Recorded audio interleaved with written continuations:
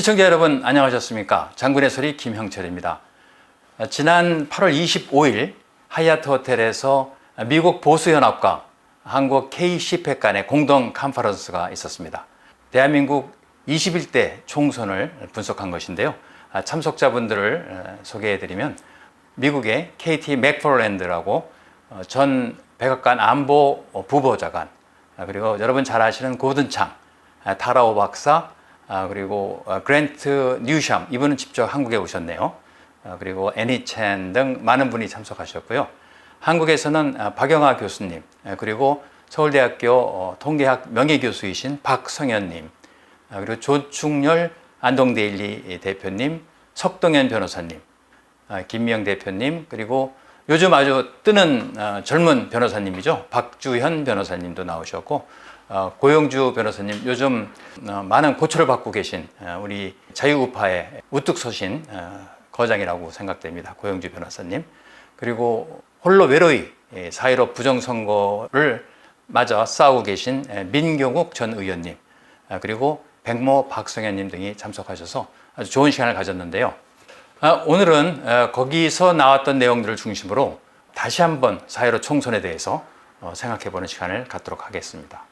우선 4.15 총선을 리뷰해보면요. 우리나라 전 인구는 한 5,200만 가량 되는데, 그 중에서 투표를 할 수 있는 유권자 수는 85%에 해당하는 4,400만 명 정도 되고요. 그 인원 중에서 투표하신 인원은 3분의 2, 66.2%인 2,912만 명이 투표를 하시고, 약 3분의 1은 기권을 하셨네요. 자, 투표한 인원 중에 40.8%는 사전 투표를 했고요. 59.2%는 당일 투표를 했습니다. 그래서 대략 4대 6으로 사전 투표, 당일 투표했다. 이렇게 알고 계시면 되겠습니다. 선거 결과는 여러분 다 아시는 바와 같이 더불어민주당이 아주 약진을 해서 지역구 비례대표 합해서 176석, 그리고 미래통합당이 103석으로 이렇게 결과가 나왔습니다. 자, 선거 후에 이제 부정선거 의혹이 불거졌는데요. 부정선거 의혹이 왜 불거졌느냐? 바로 사전선거에서의 민주당, 더불어민주당의 높은 득표율 때문에 그렇습니다. 우선 사전 투표에서 득표율과 당일 투표에서 득표율, 그 득표율 차이를 빼보면 민주당은 사전 투표에서 많이 받아서 10% 이상 더 받았고, 미래통합당은 오히려 10% 이하로 빠져서 그 차이가 20% 이상이 되는 거죠. 자, 그럼 이것이 과연 민의의 뜻이라면 겸허히 받아들이고 더 성찰을 해야 되겠지만, 만일에 이것이 조작에 의한 것이라면 결코 간과해서는 안 된다는 것이 저희들의 생각입니다. 또 이번 컨퍼런스에 참석하신 미국 분들의 생각이기도 했습니다. 자, 이번 컨퍼런스에서 의혹으로 가장 먼저 대두된 것이 바로 이상한 통계입니다. 박성현 서울대 명예교수님께서 제기를 하셨는데요. 아까 말씀드린 대로 민주당은 당일 투표에서는 적게 받고 사전 투표에서 많이 받았죠. 그 차이가 10% 이상이 되고, 미래통합당은 오히려 그 반대로 10% 이상 차이가 나서 그 갭은 20%라는 거죠. 그런데 말입니다. 이것이 단순히 이번 선거만 가지고 볼 것이 아니라 지난번 국회의원 선거에서는 어땠는가를 살펴본다면, 이 슬라이드에서 보시는 바와 같이 물론 지난번 선거에서도 민주당과 그 당시는 새누리당이었겠죠. 새누리당 간의 차이는 있었습니다만 이렇게 수렴이 됐죠.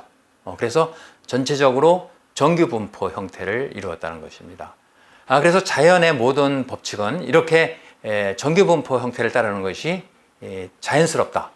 그런데 이번 2020년 선거와 같이 민주당은 사전투표에서 크게 이기고, 통합당은 사전투표에서 크게 져서 완전히 이렇게 분리가 되는 이런 모양은 자연스럽지 않다는 거죠. 바로 누군가가 인위적으로 손을 봤다, 즉 조작이 됐다, 이런 강한 의심을 갖게 하는 것입니다. 바로 이런 현상 때문에 컨퍼런스가 개최가 됐고, 이제 그것을 하나씩 살펴보는 시간을 갖도록 하겠습니다. 자, 두 번째 의혹인데요.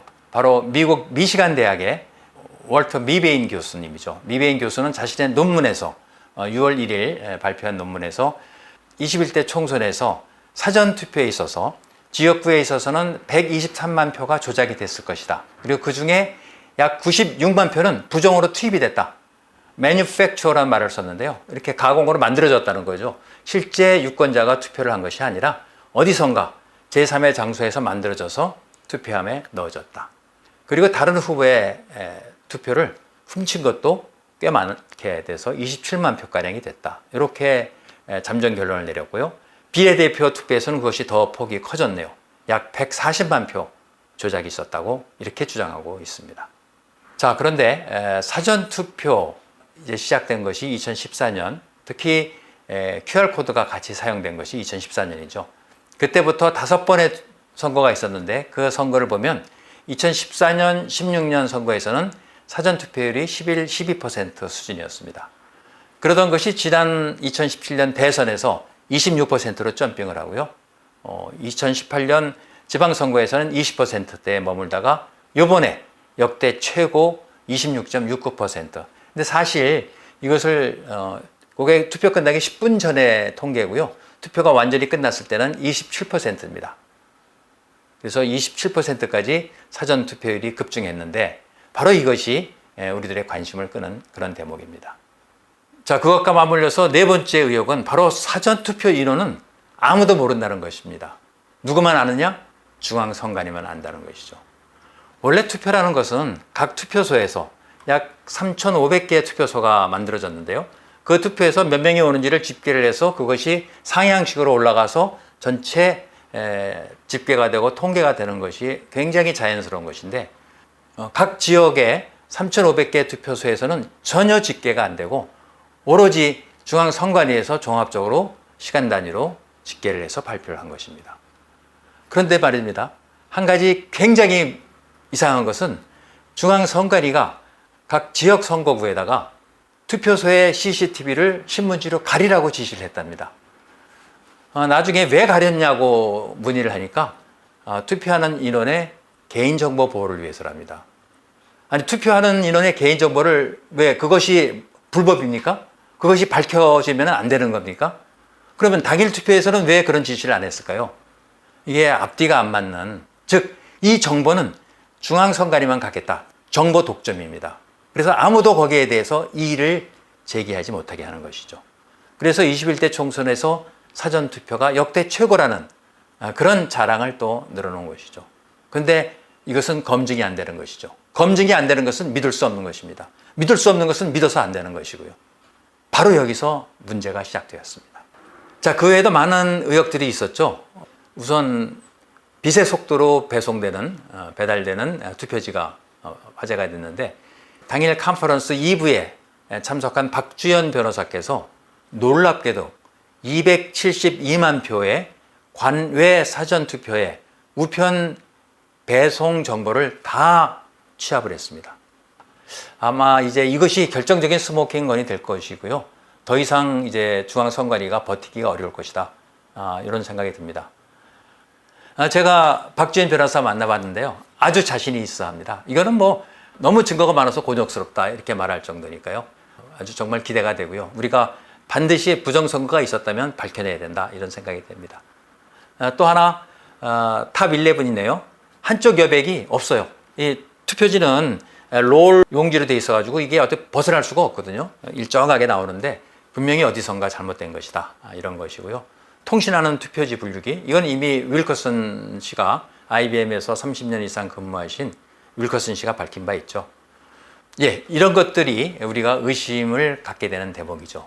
자, 그러면 과연 문제는 무엇이었을까요? 그날도 이제 여러 패널들이 나와서 얘기를 하고 또 디스커션도 하고 또 앞으로도 계속적으로 힘을 모아서 함께 하기로 그렇게 의견을 모았습니다. 자, 그날의 컨퍼런스를 통해서 내려진 결론은 바로 문제는 사전투표라는 것입니다. 문제는 사전투표인데요. 사전투표에 크게 세 가지 문제점이 있죠. 아까 말씀드린 대로 사전투표를 몇 명이 했는지 아무도 모릅니다. 바로 그래서 사전투표 수는 부풀려졌을 것이다. 언제부터? 2017년에 대선, 5구 대선부터 갑자기 사전투표율이 12%에서 26%로 점핑을 했죠. 이것이 과연 국민들이 자발적으로 나와서 투표를 한 결과일까요? 어느 누군가가 손을 대서 그리고 그것이 보정값이라는 N값을 적용한 그래서 여당 의원을 당선시키기 위한 수단이 아니었을까요? 다음은 4, 5일 동안 혼자 남아있는 투표함입니다. 물론 CCTV를 설치해서 감시를 했다고 하지만 투표함은 말입니다. 아무도 못 보는 것이 중요한 것이 아니라 누구나가 보고 있어야 된다. 24시간 참관인들이 보고 있어야 거기에 부정의 소지가 사라질 수 있다는 것이죠. 즉 투표함만 창고에 몰아놓고 CCTV를 설치한다고 해서 그것이 안전하다? 천만에요. 그 투표함을 오픈된 장소에 놓았고 여야 그리고 시민단체 뜻 있는 시민들이 24시간 감시하는 것이 가장 안전한 것이죠.